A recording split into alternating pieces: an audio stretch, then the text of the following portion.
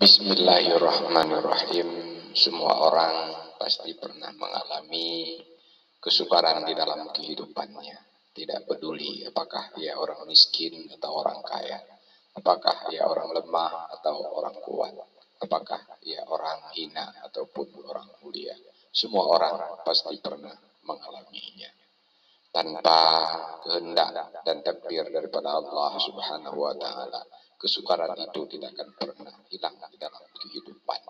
Maka untuk menghilangkan kesukaran di dalam kehidupan, Rasulullah Shallallahu alaihi wasallam mengajarkan sebuah doa untuk kita baca agar Allah memudahkan urusan kita.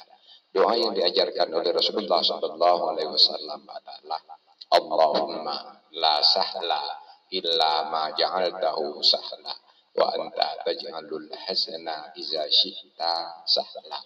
Maka amalkan doa ini setiap hari agar setiap permasalahan kehidupan kita, kesukaran dalam kehidupan kita dijadikan mudah oleh Allah Subhanahu wa taala. Wallahu a'lam bishawab. Walhamdulillahirabbil alamin.